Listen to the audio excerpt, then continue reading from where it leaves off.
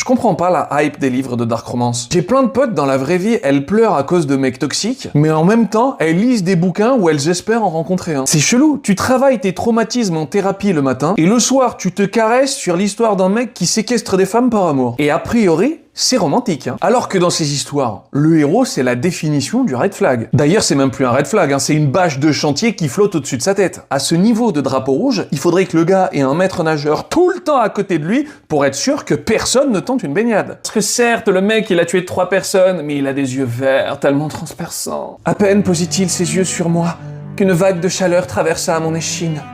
J'étais habillé, pourtant je me sentais nu face à lui.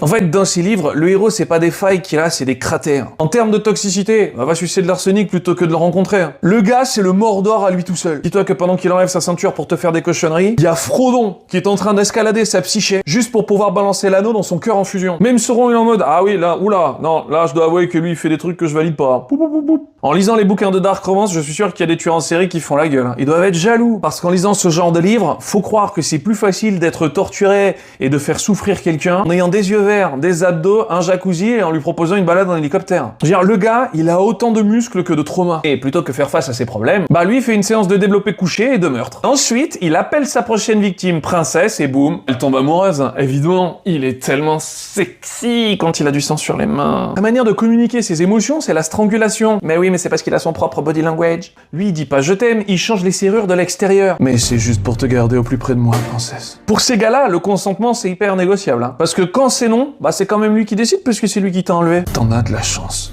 que je t'ai choisi.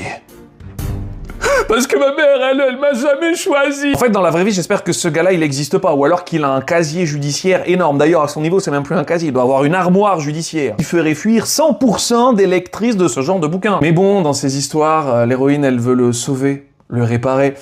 En fait, elle a le syndrome du garagiste. Qui est comme le syndrome de l'infirmière, la seule différence, c'est qu'on voit l'arrêt qui dépasse.